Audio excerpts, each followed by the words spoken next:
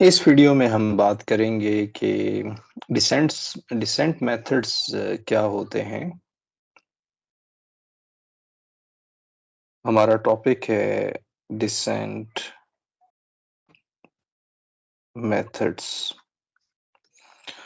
Previous lecture में आपने सिर्फ एक इंट्रोडक्शन देखा था जिसमें हमने एक फंक्शन बनाया था और फिर उसको मैंने प्लॉट किया था और फिर कंटूर प्लॉट्स भी बनाए थे।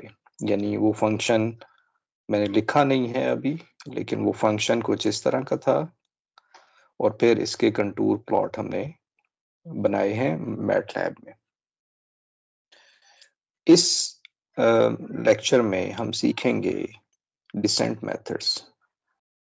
दो टर्म्स होती हैं, एक असेंट होता है, एक डिसेंट होता है। असेंट का मतलब होता है कि किसी जगह से अपवर्ड जाना, ज्यादा वैल्यू की तरफ जाना, और डिसेंट होता है कि किसी वैल्यू से नीचे की तरफ आना, उसे हम डिसेंट कहते हैं।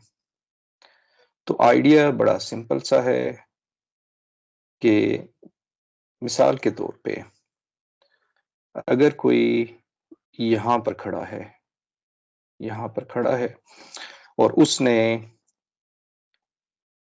डाउन हिल जाना होगा मिनिमम के लिए। अगर उसने मिनिमम फाइंड करना है, अगर वो यहाँ पर कोई पर्सन खड़ा हुआ है, पर्सन ए, तो उसने मैक्सिमम जाना होगा, तो वो इस साइड पे जाएगा, यानी असेंट पे जाएगा। लेकिन हमारा एम ये है कि हमने मिनिमाइजेशन को देखना है। इसकी एक रीजन है, वो हम बाद में देखेंगे। तो यहाँ पर अगर कोई पर्सन खड़ा है तो उसने ये वाले स्टेप्स लेके और इस तरह से मिनिमम पे पहुंचना होगा। तो डाउन हिल आपने जाना है। इसके लिए आप क्या करते हैं? एक चीज, एक तो आप डायरेक्शन फाइंड करते हैं, डायरेक्शन ऑफ डिसेंट फाइंड करते हैं, डायरेक्शन ऑफ डिसेंट, यानी कि किस डायरेक्शन में जाएं। क्या यहाँ जाएं, मिसाल के तौर पे क्या यहाँ पर जाएं, क्या मुख्तलिफ कौन सी जगह से किस डायरेक्शन पे मूव करें, किस डायरेक्शन पे मूव करें। एक आपने ये सिलेक्ट करना होता है, और दूसरा आपने सिलेक्ट करना होता है कि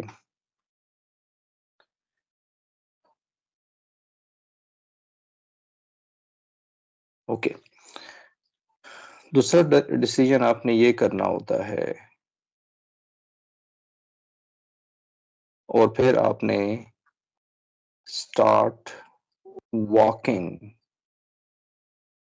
इन दैट डायरेक्शन। इसमें स्टेप्स इन्वॉल्व हो जाते हैं कि आपने स्टेप कितना लेना है। पहले आप डायरेक्शन डिसाइड करते हैं और फिर आप उस डायरेक्शन में मूव करना शुरू करते हैं। तो जो आपका एल्गोरिदम बनता है,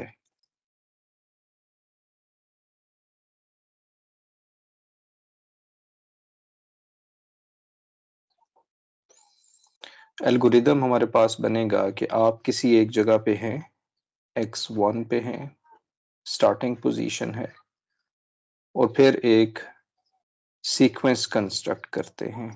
सीक्वेंस कंस्ट्रक्ट किया जाता है जिसमें आप पहले दूसरी पोजीशन पे जाएंगे, फिर तीसरी पोजीशन पे जाएंगे, फिर फोर्थ पोजीशन पे जाएंगे, और इस तरह चलते हुए एक वक्त आएगा कि आप कन्वर्ज कर जाएंगे एक्सएम पे।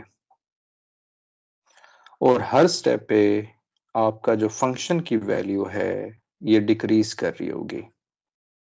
ये जो फंक्शन आपने बनाया था, यानी कि इस केस में ये वाला फंक्शन है, इसको अभी मैं डिस्कस नहीं कर रहा हूँ। इस फंक्शन की वैल्यू हर जगह पे डिक्रीज कर रही है। यहाँ पर फॉर एग्जांपल जैसा कि आप देखेंगे, मैं यहाँ एक इमेज बनाऊं तो ये फंक्शन की वैल्यू कम होगी, फिर कम होते कम होते कम होते एक वक्त आएगा कि वो मिनिमम पे पहुंच जाएगा। तो फंक्शन की वैल्यू एक्स पे मिनिमाइज या डिक्रीज करनी चाहिए, डिक्रीज विद ईच स्टेप।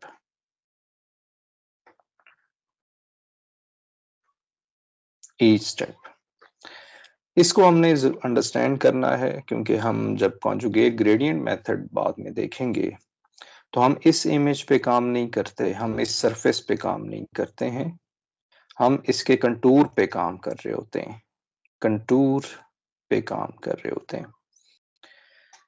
यानी अगर ये पर्सन है तो ये पर्सन बेसिकली यहाँ पर है और जब ये मूव करना शुरू करता है तो ये फिर कंटूर्स पे मूव करता है, यहाँ पर इस तरह से मूव कर रहा होता है और फिर ये मिनिमम पे पहुंच जाता है।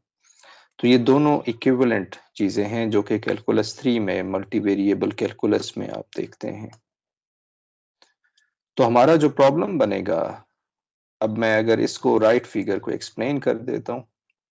सपोज कि यहाँ पर कोई पर्सन खड़ा हुआ है, उसकी सरफेस मैंने इसकी सरफेस मैंने नहीं बनाई है, ये कोई भी सरफेस है, उसने मूव करना है नेक्स्ट जगह पे, वो डायरेक्शन डिसाइड करना है और स्टेप डिसाइड करना है।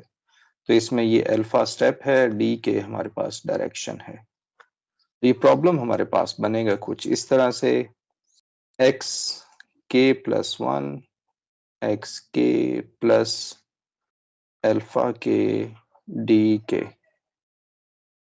और के हमारे पास होगा 1 2 3 सो ऑन। प्रीवियस वीडियो में हमने ये देखा था कि x बिलोंग करता है आर एन से, यानी कि इस फंक्शन का जो इनपुट होता है x, ये आर एन से, इस केस में तो ये आर स्क्वायर था। तो यहाँ पर ये जो फंक्शन है ये सरफेस बना रहा होता है और फिर जो इसकी डोमेन में जो चीजें बन रही होती हैं वो हमारे पास कंटूर कहलाता है।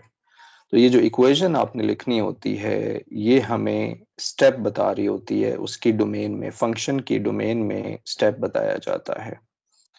तो ये हमारे पास विजुअल इमेज है कि एक्स के प्लस 1 पे अगर पर्सन ने यहाँ पहुंचना है तो इनिशियल जगह उसकी ये होगी और ये चीज उसको करना पड़ेगी, एक स्टेप लेना पड़ेगा और एक उसको डायरेक्शन डिसाइड करनी है।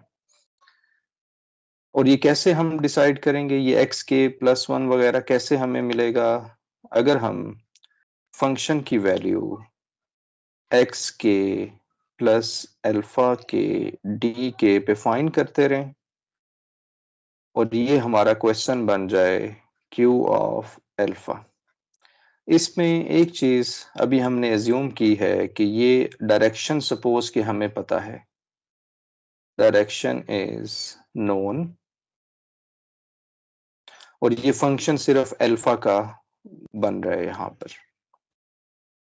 तो फंक्शन, ये जो डोमेन है जहां पर पर्सन ने कंटूर कंटूर पे मूव करना है, हमें कैसे पता चलेगा ये सही डायरेक्शन में जा रहा है? फंक्शन को कम डिक्रीज करना चाहिए, कम से कम वैल्यू हमें मिलनी चाहिए। तो ये प्रॉब्लम हमारे पास कुछ इस तरह से क्यू ऑफ अल्फा बन जाएगा और इसको अगर आपने डिक्रीज करना है तो क्रिटिकल पॉइंट्स निकालने पड़ेंगे। क्यू डैश का आप डेरिवेटिव लेंगे जो कि इक्वल टू 0 आ जाएगा, फिर इस पे आप चेन रूल अप्लाई करें। जब चेन रूल अप्लाई करेंगे तो ये कुछ आंसर बन रहा होगा, डेल एफ एक्स के प्लस अल्फा डी के डॉट डी के इज इक्वल टू 0। यहाँ पर ये जो है वेक्टर होगा, ये क्योंकि मैंने बोल्ड नहीं किया है लेकिन ये वेक्टर होगा और ये भी हमारे पास एक वेक्टर होगा। यानी जिस जगह पे आप खड़े होंगे, यहाँ पर खड़े होंगे, ये हमारे पास एक आर स्क्वायर हो सकता है, आर क्यूब हो सकता है, या आर एन जनरली हम बात करें। तो ये हमारे पास है सेकंड लेक्चर जिसमें हमने सिंपल चीज़ों को डिस्कस किया है। डिसेंट मेथड की जो रिक्वायरमेंट है वो हमने डिस्कस की है। अभी तक हम सिस्टम ऑफ इक्वेशन को सॉल्व करने पर नहीं पहुंचे हैं। अभी सिर्फ आप विजुलाइज करें कि हम करने क्या जा रहे हैं इस सेक्शन में। Thank you for watching.